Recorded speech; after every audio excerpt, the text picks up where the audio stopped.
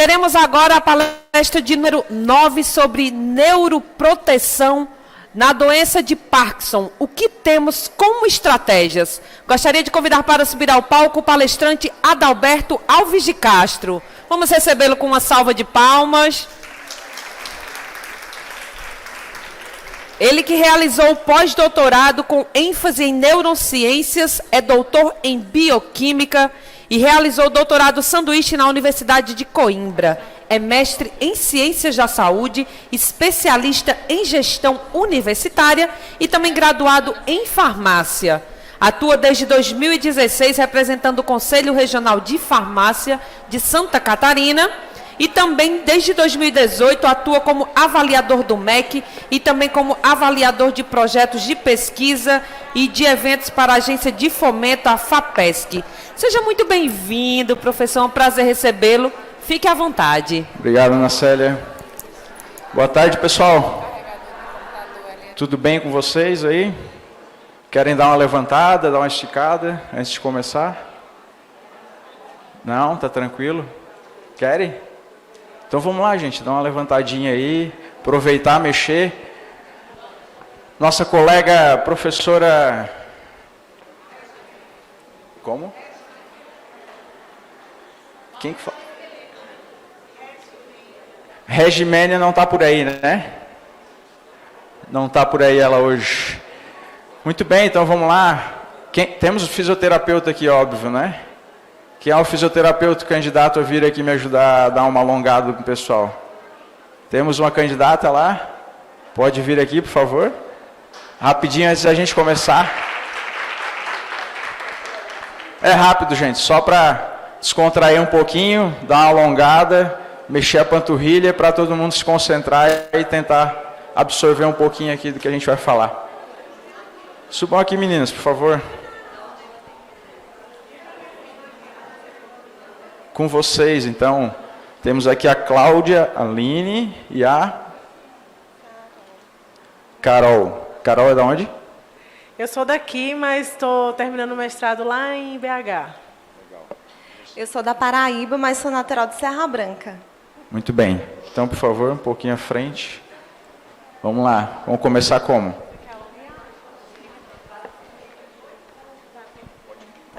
Gente, vamos lá, né? Vamos começar aqui um alongamento. Então, eu faço do membro superior, você faz do inferior, né? Para ficar bem dinâmico. Tem que levantar todo mundo. Todo mundo se levanta, hein? Por gentileza. Pronto. Então, agora eu vou entregar você o... Vai lá. Ok. Então, vamos lá. Falando bem global, tá certo? Vamos começar com a cervical. Cuidado para não mexer com a coluna de modo errado. A coluna fica correta, só a cervical que vai para o lado. A mão. Isso aí, gente. Muito bem. De 8 a 10 segundos, tá? E respirando. Outro lado. A mão fica como de balé, tá?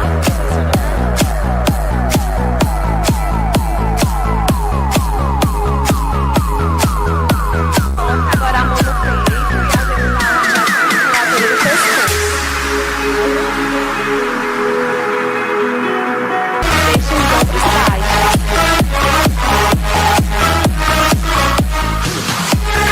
Ok, agora você vai tentar encostar o seu queixo no peito e vai fazer uma leve tensão atrás da cabeça.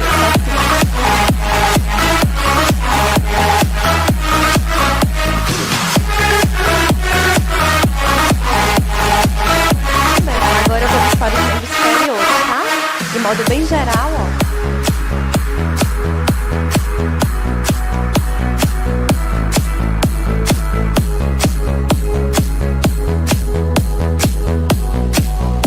Para baixo.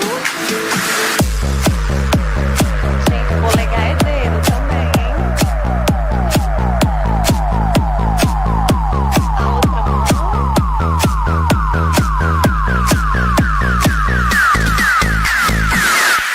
Aí faz para baixo, faz para cima, tá? Segura bem.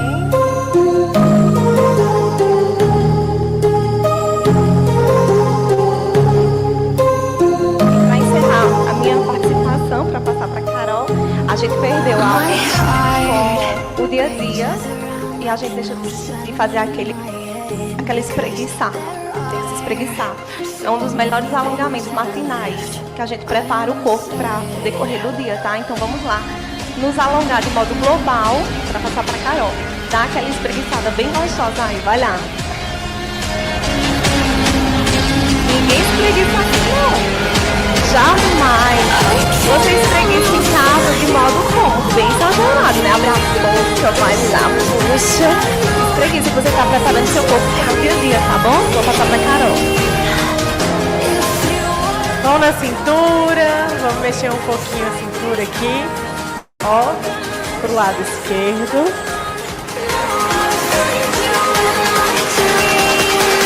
Pro lado direito, 3 vezes.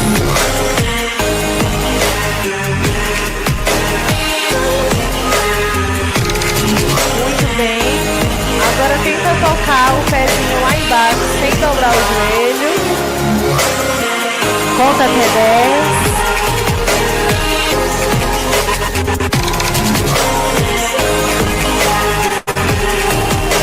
Pilates tá em dia aí, Carol? Tem outra ali escondida, que era pra ter vindo. Agora, para facilitar para vocês, para não dar muito trabalho, eu queria só que você tentasse dobrar mesmo o joelho para cima. Eu sei que não é um alongamento, mas só para dar uma rodada.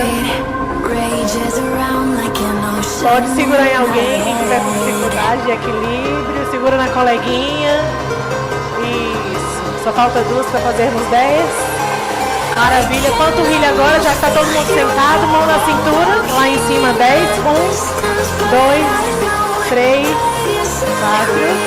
5, 6, 7, 8, 9, 10. Vou finalizar por aqui para eu pegar o tempo da palestra. Obrigada. Obrigado, tá? Muito bem, obrigado, meninas. Então vamos lá, gente. Agora que a gente já deu uma alongada, descontraiu, oxigenou um pouquinho o cérebro aí, né? Vamos falar um pouquinho aí sobre neuroproteção na doença de Parkinson. O que a gente tem como estratégia, né, hoje, ou possível estratégia para o futuro. Eu botei essa fotinha aí que está na divulgação. Quero parabenizar o marketing, conseguiu me deixar ali legal na foto, né? Então, muito bem feita a organização aí do Realize, né? Então, todo o evento, já parabenizar inicialmente eles. Quem quiser, coloquei o QR Code aí também, que tem um pouco do meu Lattes, para a gente também, se quiser fazer contribuições e trabalhos futuros, a gente também pode. É interessante sempre vocês investigarem, como a gente está num ambiente aqui bem acadêmico, eu posso dizer assim, né, e bem polarizado. A gente tem todas as profissões aqui reunidas nesse evento, nesse congresso. Então, sempre que vocês aí, o pessoal principalmente acadêmico, né, que está estudando, é sempre interessante entrar no Lattes de algum professor e ver quais são as linhas de pesquisa que ele trabalha. Porque às vezes você gosta de um tema, por exemplo, como o Parkinson, mas aquele professor, você também gosta muito dele, só que ele não trabalha com aquele tema. Então, às vezes o professor vai ter uma dificuldade, até um receio de dizer para você, não vou te orientar, né, porque tem um carinho pelo aluno, mas pensando na qualidade de um estudo futuro, é bom você procurar alguém que tenha, né, um know-how dentro dessa área, certo? Então fica aí só como dica também. Bom, a gente também traz esse aqui, declarando sem não possuir nenhum conflito de interesse, né, com tudo que eu vou falar aqui, até porque são resultados, boa parte são resultados do que eu vou trazer aqui, do que eu desenvolvi durante o doutorado e também durante o pós-doutorado, certo?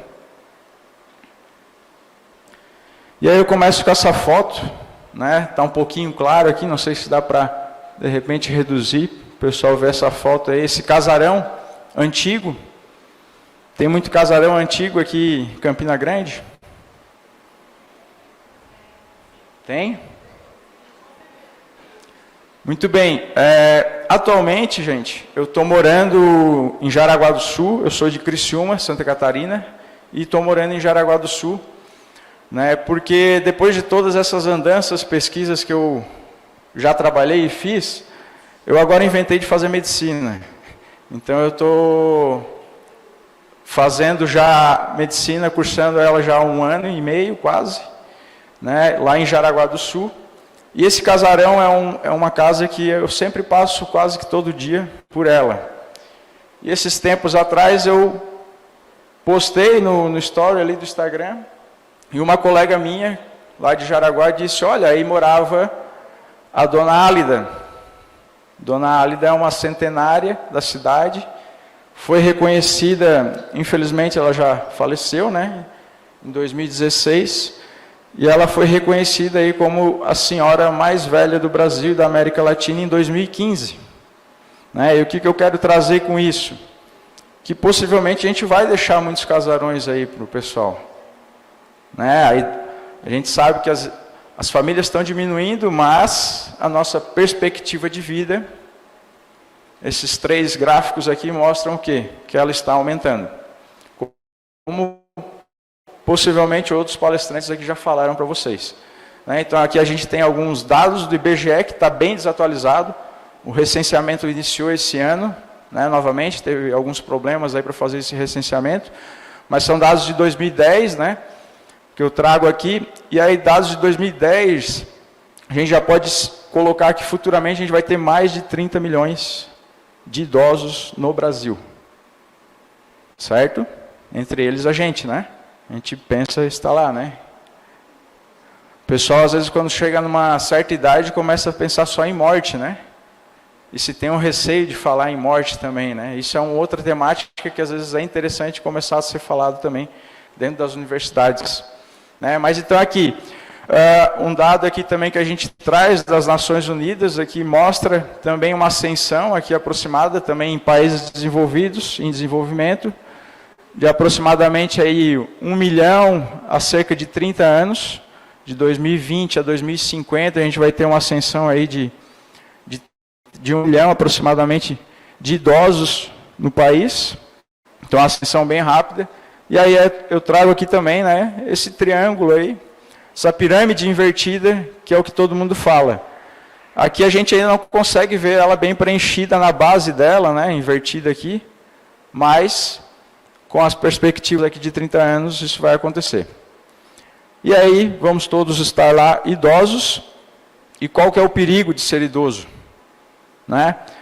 Dados epidemiológicos aí de Parkinson. Então, doença de Parkinson afeta 1% dos pacientes, ou de indivíduos acima de 60 anos, 2% acima de 70 anos, e 9% pessoas acima de 80 anos. Então, o fator idade é um fator que é agregante para o desenvolvimento de doença de Parkinson. Então, já acende um alerta aí. Predominância em homens, né? Os homens aí, né, não se dando muito bem. Estamos em quantos homens aqui? 1, 2, dá para contar, gente. É impressionante, né? 2, 3... Professor aqui, 4, 5, 6, 7, 10 homens aqui no máximo na sala. Parabéns para as mulheres, que continuam sempre salvando a saúde, né, professor? Obrigado pelas... Incidência estimada aí também de 15 a 17 casos novos aí para cada 100 mil pessoas por ano. E existem em média 200 mil ou 200 mil pessoas parkinsonianas no país, no Brasil. Bom, a doença de Parkinson, já a doença que foi caracterizada há muito tempo por esse cara aqui, James Parkinson, né? E ele caracterizou ela principalmente pelas alterações motoras, características aqui de rigidez muscular e tremor, a bradicinesia e a instabilidade postural, que também foi complementada aí por Jean Charcot. Aqui a gente tem uma imagem que mostra aqui um corte imunohistoquímico, né? A gente consegue perceber que pacientes normais, aqui parece um pouquinho escuro isso aqui ainda, né? E aqui a gente já não consegue ver aquele escuro que tem aqui. O que é aquilo ali? São neurônios dopaminérgicos, que eles são degenerados. Então eles somem. Muito por causa do acúmulo aí dos famosos corpos de Lewy e corpos de Levy, dependendo do lugar se chama de uma forma ou de outra, devido à proteína sinucleína e à ubiquitinação. certo? Então, são outros fatores de acúmulo de proteínas cerebrais que vão causar essa neurodegeneração. Salientar que os sintomas motores, eles vão começar a surgir quando a gente tem uma depressão acima de 70% de neurônios dopaminérgicos, o que coincide com a incidência maior quando a gente vai tendo uma progressão de idade, correto? E aqui também tem um quadrinho bem legal, de um trabalho publicado por uma professora lá próxima ao grupo, que mostra diferentes alterações a nível intracelular. Né? Então, a nossa célula vai sofrer uma série de fatores, né, ocasionados normalmente pela idade. Então, a idade é o principal fator. Alterações genéticas, hoje a gente tem alguns testes aí genéticos, mas ainda são muito caros, né, são muito inacessíveis ainda, de certa forma, para a população geral. E intoxicação ambiental, gente. Então, pessoas que trabalharam como mineiros, trabalharam em olarias, por exemplo, tiveram exposições a toxinas, tintas, tudo isso pode ter um viés aí para vir a desenvolver a doença de Parkinson lá na frente.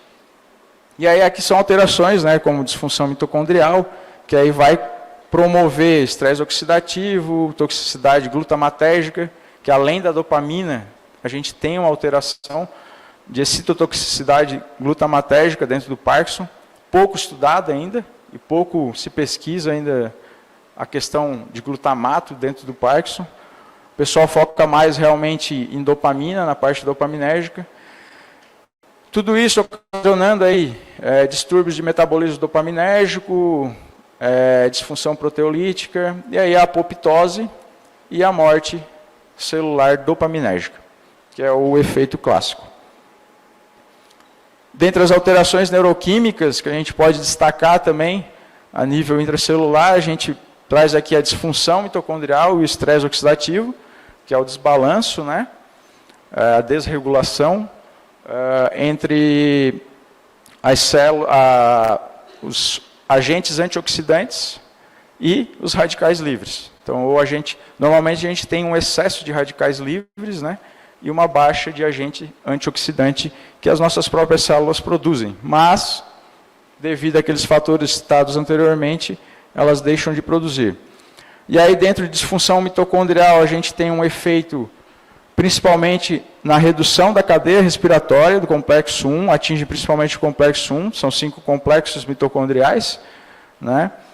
E aí isso tudo vai diminuir a produção de energia pela nossa célula e vai aumentar, assim, consequentemente, a produção de estresse oxidativo. Os radicais livres aí vão reagir com proteínas, lipídios e DNA, só que normalmente, como eu já falei, a gente tem a redução de antioxidantes, principalmente a glutationa, né? E o aumento aí de ferro que vai também ocasionar o estresse oxidativo pela reação de Fenton. A gente não vai entrar em muitos detalhes aqui, porque isso é uma parte mais bioquímica, que daria só uma aula só sobre isso, falar só sobre estresse oxidativo. Certo? Mas depois, quem tiver dúvida, a gente pode conversar. Aqui também uma imagem bem bacana de um artigo que a gente publicou já lá em 2012, o professor Rui Prediger, lá da UFSC. Então a gente traz aqui as principais alterações que existem no Parkinson. Só que quando a gente fala de Parkinson, o que todo mundo lembra? Que é o que o palestrante às vezes fica aqui, e porque o palestrante pediu para as meninas vir alongar e dar uma quebrada no gelo, é o tremor. Falou de Parkinson, todo mundo lembra do tremor. Só que, gente, vocês já ouviram falar dos sintomas pré-motores? Que o Parkinson possui sintomas pré-motores? Então, esses sintomas pré-motores, eles não são vistos. E eles acontecem normalmente antes da gente ter uma neurodegeneração, lá cerca de 70% da via dopaminérgica. Então, sintomas pré-motores clássicos aí, ó, apatia, fadiga, depressão, né, distúrbio do sono, problemas olfatórios. Vocês já ouviram falar sobre problema olfatório? No Parkinson, relacionado com o Parkinson, a gente agora ouviu falar do Covid, né? E isso é algo que tem que ser estudado agora, essa correlação também, né, a permanência dessas alterações. Aqui a gente mostra, então, indivíduos saudáveis. Aqui a gente tem um declínio, normalmente, de neurônios dopaminérgicos, tá? Isso é normal. Com o passar da idade, esses neurônios eles vão diminuindo. E a gente tem que aí pensar em estratégias, talvez, né, de tentar fazer com que isso permaneça a nível basal. Aqui eu só trago essa hipótese de Braque para salientar a questão de distúrbio olfatório, né? Então, Braque ele categorizou,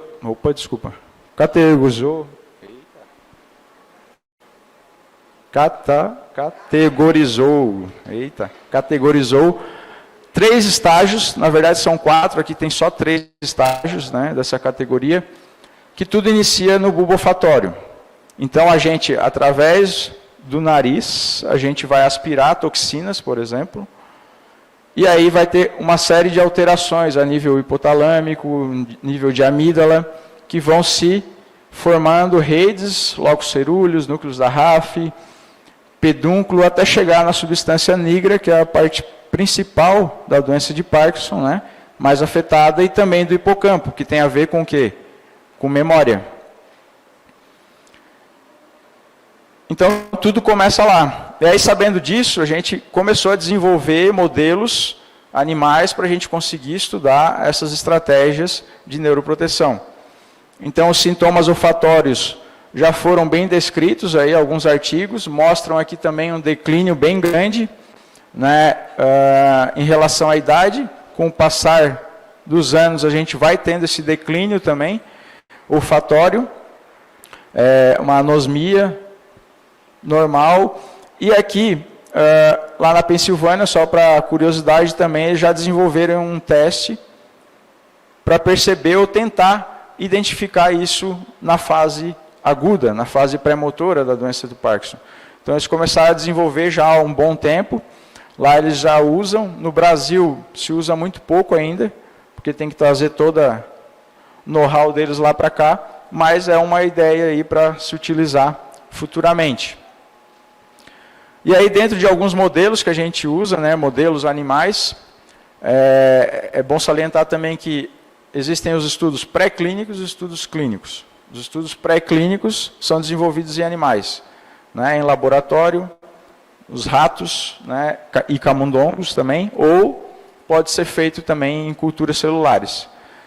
Aqui tem vários agentes neurotóxicos, entre eles aí o que a gente vai destacar, que é o principal que a gente utilizou nas nossas pesquisas, é o MPTP, tá? Aqui são outros modelos animais, aí modelos animais relacionados à questão genética, alterações genéticas, então animais que já vêm nocautes, né, que não expressam determinadas proteínas relacionadas ao Parkinson, tá? Esse é o William Langston, um pesquisador lá da Califórnia, que ele descobriu ao acaso, ele é um médico, descobriu ao acaso essa toxina que hoje o mundo inteiro utiliza para desenvolver modelo de Parkinson. Então, ele tinha alguns pacientes que eram dependentes químicos. E esses pacientes, como lá eles são acompanhados frequentemente, o médico ele conhecia todos eles e, por longos anos, ele ficava acompanhando aqueles pacientes. E ele começou a perceber, cerca de 9 anos depois, assim, que eles começaram a apresentar algumas alterações, né? E essas alterações estavam ligadas diretamente aí à inibição da monoamino-oxidase B, que vai inibir o MPP e, consequentemente, vai formar, na verdade, MPP e vai inibir o complexo 1 da cadeia respiratória, ocasionando todas aquelas alterações de estresse oxidativo que a gente falou anteriormente. E aí, aqui é uma foto dos pacientes, do Dr. William, em 1991 isso foi. Então, a partir disso, conseguiu se identificar essa toxina que é utilizada hoje e que a gente utilizou em boa parte das nossas pesquisas. E aí, começou a se produzir ela em laboratório para utilização em pesquisa. Era uma heroína que estava modificada, então eles mudaram ali a fórmula. Aqui nós temos a composição química do MPTP, que é muito semelhante à da heroína. Então, ocorreu ali uma formulação errada, né? E aí ocasionou essa série de alterações aqui. Olhando para eles, dentro da medicina, uma das avaliações que é feita, né? Tu já percebe as fáscias, né? Então, tem algumas fáscias que são características. E dessas aqui, o parkinsoniano, elas são bem clássicas. Bom, falando do modelo aqui de MPTP, a gente desenvolveu esse modelo de MPTP intranasal, então a gente introduzia a toxina pela narina dos animais, né, tanto em rato quanto em camundongos, e eles começavam a representar todas aquelas alterações dos estágios lá da hipótese de Braque. Então, no início lá, estágio 1, 2, 3 e 4. Então, após a administração do MPTP, aí, ó, cerca de 1 a 14 dias ou 5 dias, dependendo se era rato ou camundongo, eles tinham déficit olfatório. Depois, esses animais eles começavam a apresentar déficit de memória de trabalho, também memórias implícitas. Aqui, a gente não observou nenhuma alteração, mas alterações também do tipo depressivas, né? Alterações de prejuízo motor, aqui vistas só em ratos, e também alterações ali um pouco mais tardias, com 32 dias após uma administração, uma exposição de MPTP. Aqui também a gente viu algumas alterações a nível de neurotransmissores, né, a dopamina, a noradrenalina, principalmente alteradas, e aí em diferentes regiões também. Bulbo olfatório, a gente tem uma redução de dopamina e de noradrenalina. No estriado, que são regiões que também são afetadas no Parkinson, né, a gente também teve uma redução aí da expressão dessa dopamina. No pré-frontal, a gente também teve. Pré-frontal é uma região que está relacionada às memórias, né, de aprendizagem principalmente. E aqui no hipocampo, a gente, nesse momento, nesse estudo aqui, a gente não observou nenhuma alteração. Aqui também, a expressão também em imunistoquímica, cortes de imunistoquímica visualizados em microscópio. A gente também viu uma boa redução com o MPTP, após alguns dias.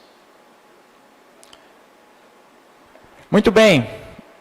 E se você fosse diagnosticado com a doença de Parkinson, você faria essas perguntas ou não?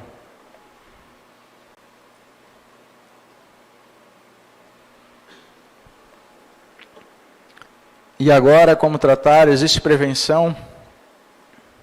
Eu me faria. Sim. Existe cura já para o Parkinson? Não. Ainda não temos. E depois lá no final eu vou falar porque que a gente não tem. Eu vou dar uma acelerada aqui, porque estou só com 15 minutos. Já com 15 minutos só. Bom, tratamento motor.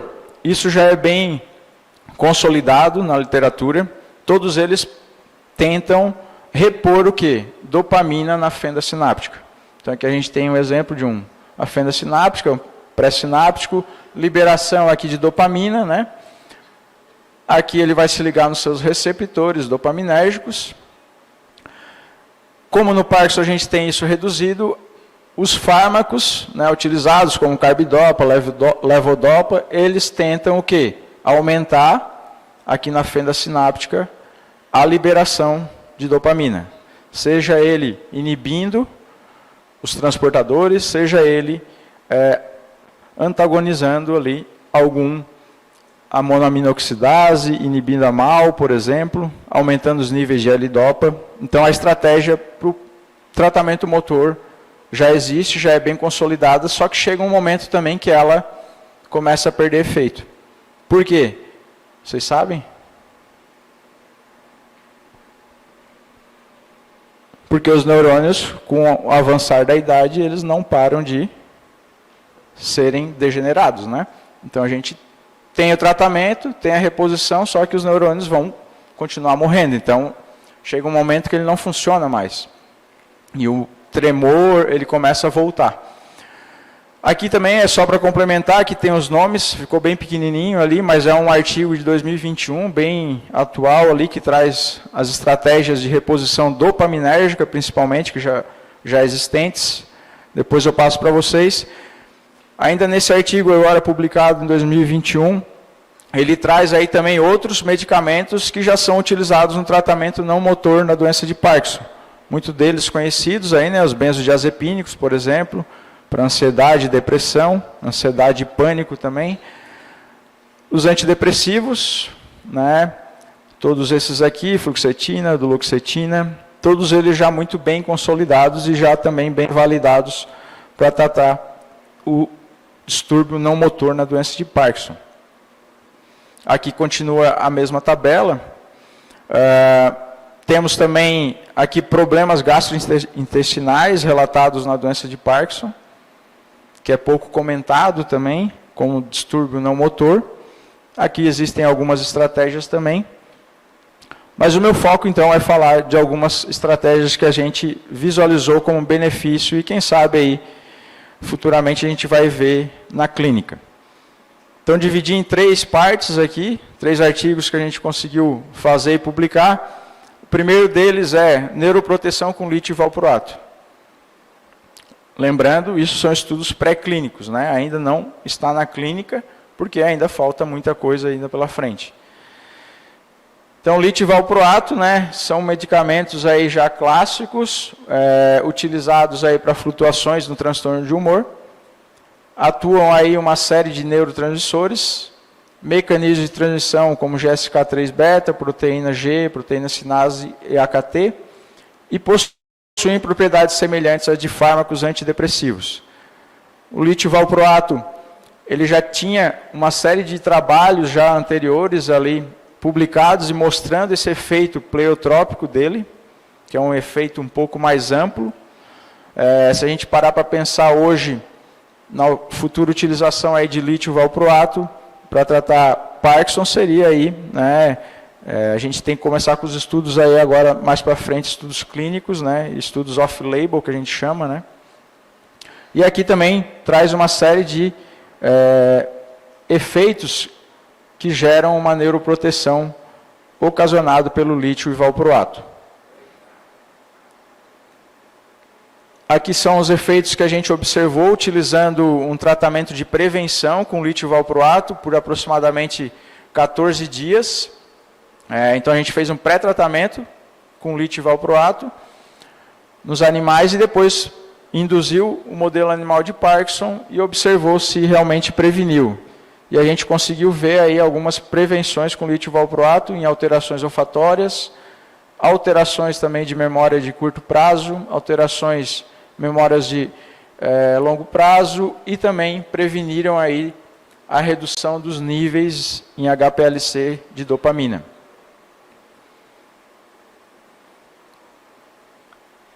Outro medicamento que é bem utilizado já, né, na clínica, não para Parkinson, mas para tratamento de colesterol, né, a atorvastatina. Então, as estatinas também, elas possuem um efeito pleiotrópico aí, já bem relatado por algumas literaturas. Então, aqui, como a gente já falou, as estatinas elas vão promover o quê? Alteração aqui diretamente na síntese do colesterol.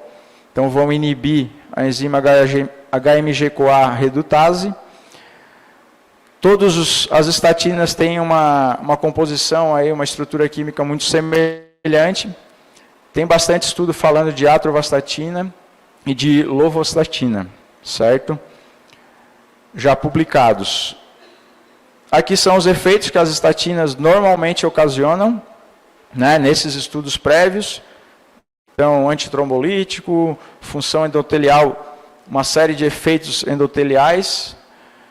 Efeitos anti-inflamatórios, lembra lá que a gente viu que tinha muita questão inflamatória, estresse oxidativo ocasionando no Parkinson. Estabilidade aí também, questões de plaqueta que a gente também não vai entrar em detalhes, porque senão o tempo vai passar. Outros artigos aqui também só para mostrar que já existiam estudos prévios, trazendo isso da literatura em outras situações. Nosso trabalho, a gente usou a atorvastatina 10 mg, na concentração de 10 mg. Tem trabalhos que mostram o mesmo efeito com 20 mg, aproximadamente. E aí a gente observou, que também a gente teve uma prevenção aí a nível de memória social nesses animais, né? Nado forçado, que tem a ver com efeito depressivo, então também teve uma prevenção. Atividade locomotora dos animais, ela foi prevenida, ela não diminuiu, então os animais continuaram se locomovendo da mesma forma. E alterações de imunohistoquímica da tirosina hidroxilase, a gente também conseguiu perceber uma prevenção com pré-tratamento com atorvastatina. A atorvastatina, a gente também fez um teste em células, né, in vitro. A gente fez cortes cerebrais de algumas regiões ali, removidas, e a gente também conseguiu perceber, mesmo in vitro, esse efeito de neuroproteção da atorvastatina. Né? Então, a atorvastatina reduziu aí a viabilidade celular in vitro, aumentou a produção também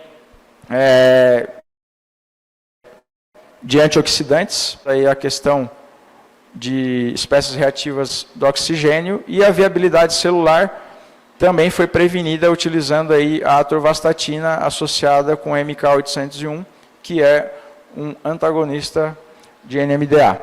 Então também mostrou uma certa prevenção a nível intracelular. Falar também rapidamente aqui de estratégias não farmacológicas. Essas farmacológicas ainda não estão na clínica, só para salientar mais uma vez, né?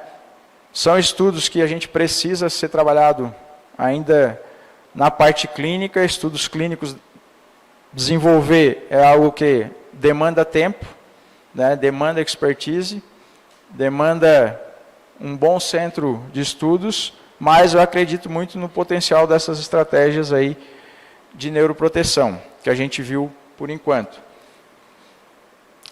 Estratégias não farmacológicas, então, sem fármaco. O farmacêutico gosta de falar de fármaco, né, gente? Mas também as estratégias não farmacológicas são bem adjuvantes aí para a questão de doença de Parkinson. Então, o estudo aqui mostrou, em 2016, que a fisioterapia, né? Então, utilizando água ou não, ela também é benéfica no auxílio para a redução de sintomas, principalmente aí motores do Parkinson. Então, tratamentos aí mostraram uma diminuição aí na questão de postura, na redução da flexão da cervical. Então, utilizando aí possivelmente estratégias de hidroginástica, né? Outro estudo aqui também de 2015 mostrou a questão da efeitos de resistência, né? Treinamentos resistidos, como se já foi falado aqui por alguns palestrantes. Então, aí mais uma vez salientando a questão da força muscular. Aqui esse estudo também clínico, ele mostrou aí efeitos, né, que sugerem aí intervenções de exercícios com resistência. Então, a resistência aí, o pessoal da educação física, o pessoal da fisioterapia, muito bom ser utilizado como estratégia, né? Acredito que muitos de vocês já consigam perceber isso, como o professor falou anteriormente, já na clínica do paciente, né? Efeitos aqui também, de treadmill walking, né? Então, alguns resultados aqui também mostram aí como conclusão que o treino em esteira, ele aumenta a carga corporal e permitiu aí uma melhora de aspectos motores e não motores relacionados à qualidade de vida e à função motora de sujeitos com doença de Parkinson. Esse aqui foi o mais surpreendente que eu encontrei. Tai Chi Chuan, tem alguém que pratica? Não dá para dizer que é a mesma coisa que yoga, né? É bem diferente, né? Mas o Tai Chi Chuan aí é uma estratégia que o pessoal mostrou em um artigo aqui, 2015, que pode promover aí algumas prevenções a nível de Parkinson. Já indo para os finalmente, pessoal, aqui é um site, clinicaltrials.gov, dos Estados Unidos.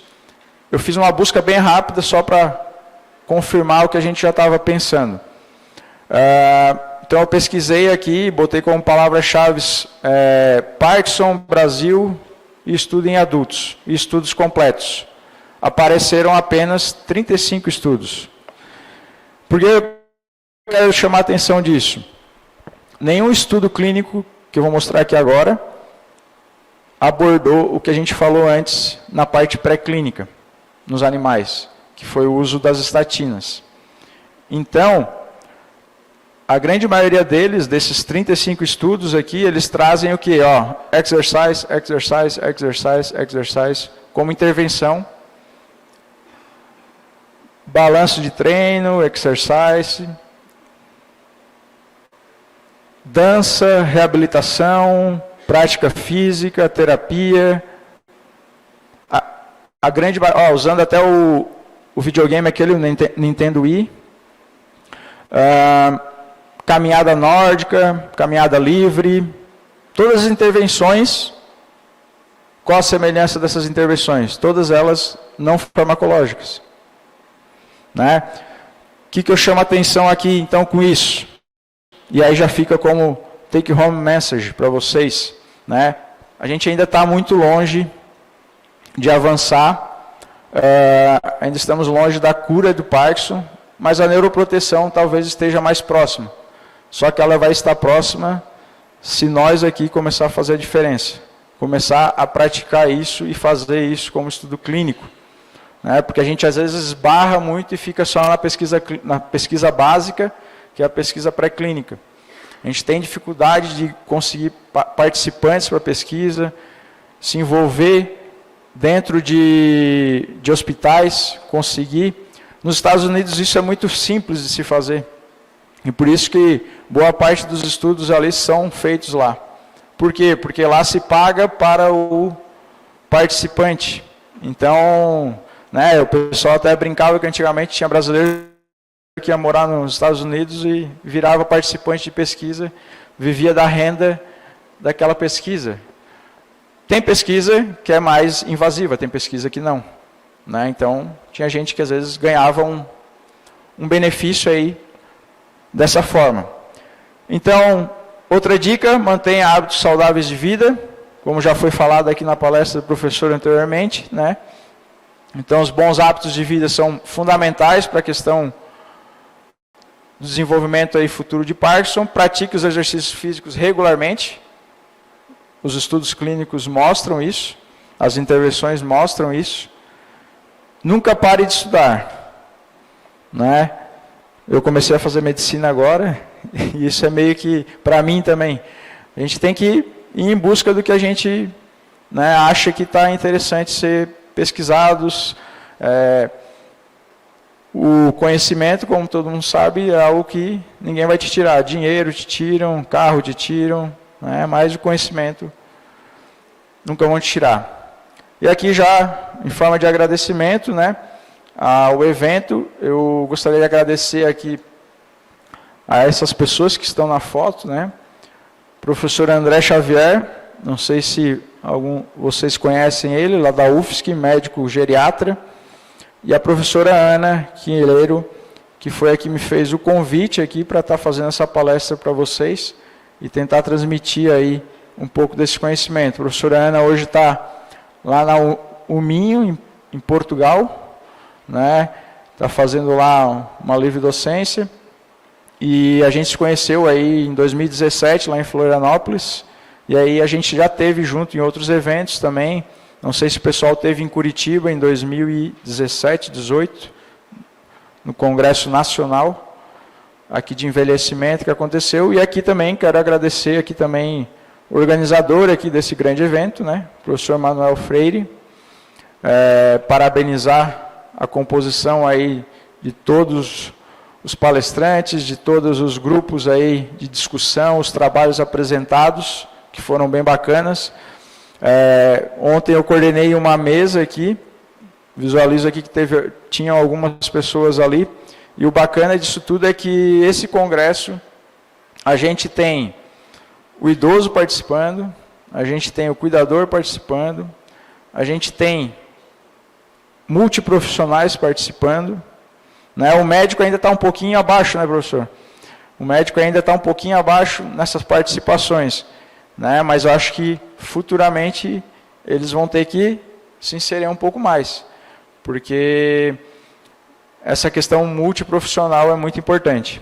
E aí a professora Regimênia, né, Carvalho também aí, uma pessoa muito inspiradora aí, a gente participou de uma palestra dela, foi no primeiro dia do evento, é uma pessoa também aí de um vasto conhecimento aí a ser discutido. Certo, gente? Fica aqui uma mensagem para vocês também, de uma banda que eu gosto muito, não sei se alguém conhece, a banda Pontos de Equilíbrio, Rio de Janeiro. Então, jamais perca o seu equilíbrio, por mais forte que seja o vento da tempestade, busque no interior o abrigo. Uma árvore sem raiz não fica de pé, do que adianta saber sua história se não buscas a fé. Essa é uma árvore lá do sítio do meu pai, e fica aí, então, um agradecimento para vocês. Muito obrigado.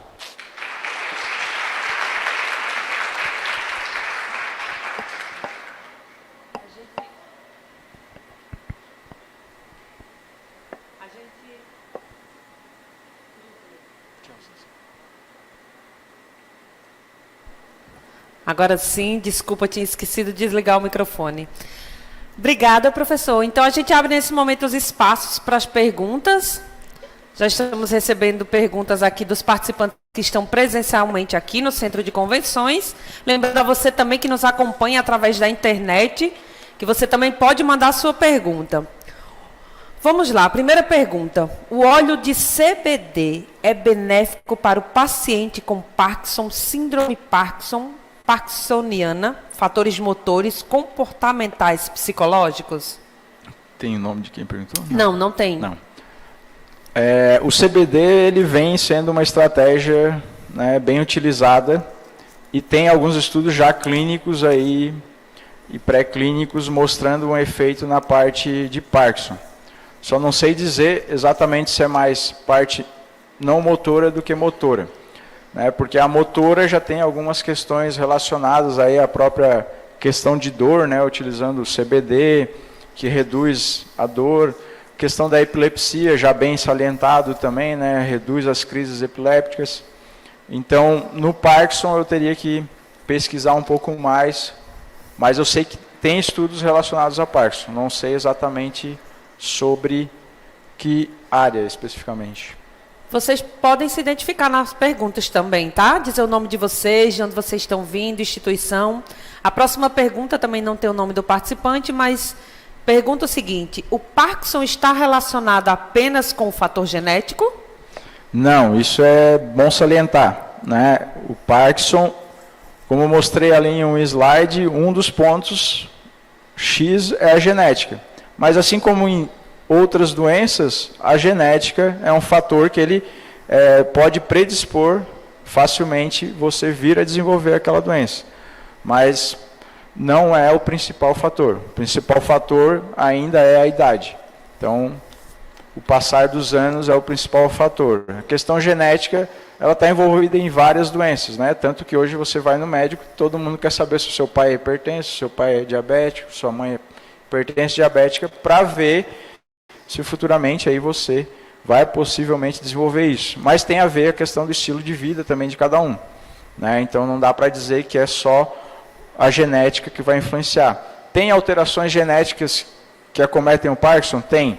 E aí tem o Parkinson que acomete pessoas com idades mais inferiores, pessoas mais jovens também, né? E pessoas aí com 40, 50 anos já desenvolvendo Parkinson.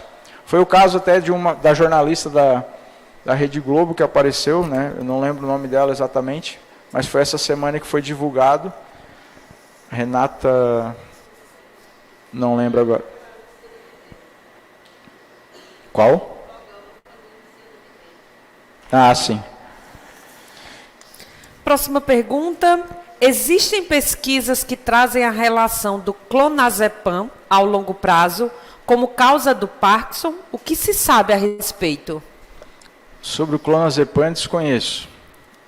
Desconheço realmente a questão de uso crônico do clonazepam relacionando com o Parkinson. Ele é utilizado para questões ali ansiolíticas, né, mas a longo prazo, relacionando com o Parkinson, eu desconheço essa associação.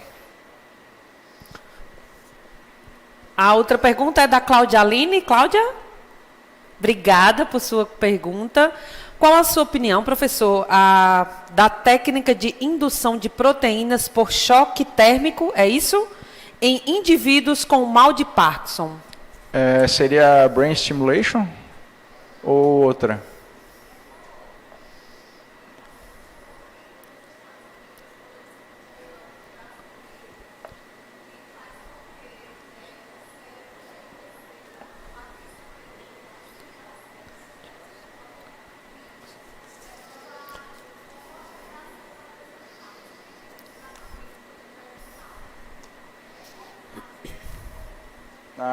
Eu desconheço esse tratamento. Eu sei da brain stimulation, né, que é bem utilizada também aí para outras doenças e vem sido pesquisada essa questão do Parkinson associado com a estimulação, né? Então, mas essa aí eu vou pesquisar aí para a gente tentar verificar.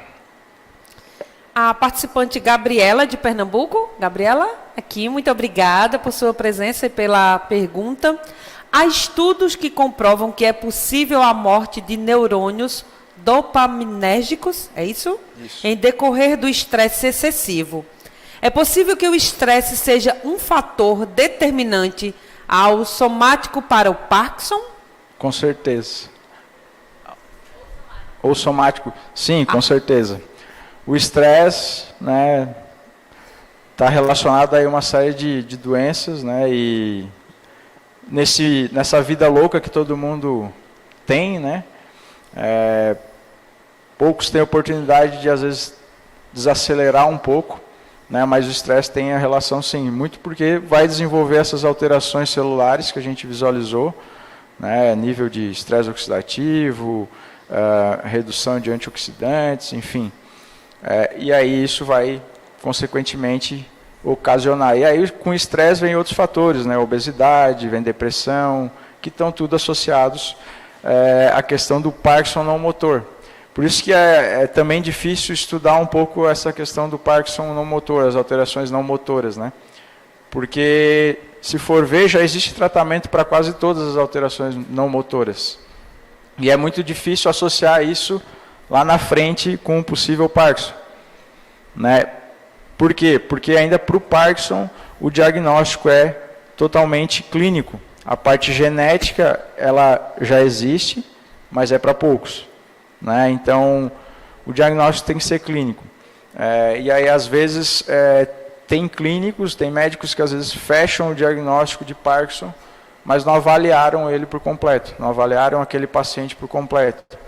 Então, às vezes, exige um pouco mais de tempo para fazer esse fechamento de diagnóstico, né? Tem que entender a história pregressa daquele paciente, tem que fazer alguns testes para ver se não, a ataxia ali não é cerebelar, né? Enfim, são fatores aí que a gente tem que esmiuçar um pouco melhor. Luziana Maranhão, terapeuta ocupacional. Luziana? Aqui, muito grata por sua presença e pela pergunta. Na verdade, ela traz uma informação, né, uma contribuição. Os terapeutas ocupacionais vêm atuando com pacientes com Parkinson através de adaptações com tecnologia assistiva para o treino da atividade da vida diária, favorecendo o cotidiano dessas pessoas. No Hospital das Clínicas, da UFPE, tem o programa Pro-Parkinson, com equipe multiprofissional, incluindo os terapeutas ocupacionais. Muito bom, gente, muito bom. Quem que fez a pergunta? Aqui, Ali. Depois eu quero o contato aí para a gente trocar figurinhas aí desses projetos. Eu acho que é importante, o terapeuta ocupacional preocupado com o paciente parkinsoniano. Né? E como eu falei, às vezes a gente não sabe, né, o dia de amanhã, a gente pode virar um paciente parkinsoniano, mas a vida não acaba ali. Né? Ainda existem pesquisadores, vontade de se melhorar essa condição, né? Porque é uma coisa que, às vezes, normalmente o parkinsoniano ele não vai morrer por causa do Parkinson, ele vai morrer de outras comorbidades. Né? Mas é uma coisa que deixa ele com problemas sociais. Né? A gente vê muito essa dificuldade de convivência, às vezes, por causa do Parkinson, por causa do tremor. Né? Agora não estou lembrando, mas teve um ator nos Estados Unidos que ele tem uma fundação para pesquisar só Parkinson. Ele desenvolveu o Parkinson. Né? E ele recebe, nos Estados Unidos também é muito comum isso, a gente ter contribuição para patrocinar a pesquisa, que é o que a gente às vezes precisa ainda aqui no Brasil. Mas essa cultura no Brasil, infelizmente, vai ser muito difícil de ser aderida. Né? A gente não tem esse perfil, a gente tem dificuldades econômicas, né, dentro do país, não é todo mundo que consegue fazer uma doação, ainda mais para fazer pesquisa. Né? Então, enfim. Temos mais duas últimas perguntas. A Bárbara, da UFRN Facisa. Bárbara, obrigada por sua presença, pela pergunta. Pessoas que trabalham em minas de ouro e outros minerais pela inalação de químicos podem ter maior predisposição à doença de Parkinson? Tem que acender a luzinha, tá? Pessoas, eu sou de uma região que o pessoal é muito mineiro lá, também, e além da pneumoconiose, né, o pessoal hoje está aparecendo aí casos de 20 pessoas aposentadas já da mineração, porque se trabalha também um pouco menos, né, nesses ambientes, tem a salubridade, e aí a pessoa começa a desenvolver problemas neurológicos, né, pode ser Parkinson, pode ser Alzheimer. Alzheimer também tem uma certa relação com isso, tá? Mas fica um alerta para quem trabalhava com isso. E tem pessoas, como a gente mostrou aqui no trabalho, o MPTP ali a gente utilizava uma exposição só, com aquela toxina, e já fazia todas as alterações motoras e não motoras. Mas tem pessoas que têm que ficar exposição contínua. Né? Tem pessoas que é mais resistente, tem pessoas que não. Então, tem pessoas que, às vezes, uma única exposição a uma toxina. Se a gente comparar com, por exemplo, câncer de pulmão, né, tem gente que, a gente sabe históricos aí de pessoas que fumaram e fumam a vida toda e nunca morreram de outra situação. Claro que não é um incentivo, mas é só uma comparação, certo? Aqui tem a seguinte pergunta. Pouco se aborda sobre a demência na doença de Parkinson, apesar de estar relacionada à redução drástica da expectativa de vida. Já se tem a fisiopatologia da demência na doença de Parkinson bem elucidada? É possível comentar sobre as manifestações clínicas na DDP e diferenciá-la da demência de Alzheimer? Muito bem. Quem fez essa? Lá. A demência é algo que é complicado já fora do Parkinson, né? Mas ela está associada ao sintoma não motor aí na doença de Parkinson. Existem pesquisas já relacionando isso, mas pelo fato de ela já ter essa dificuldade de fechamento, vamos dizer assim, de diagnóstico para isso, e com o agravar da idade, a demência ela vai piorando. Né? Então, acaba sendo difícil ainda. A fisiopatologia ela ainda é um pouco controversa, mas envolve questões de alterações de neurotransmissores, principalmente. Formação de estresse oxidativo, morte celular, apoptose, enfim. Tá?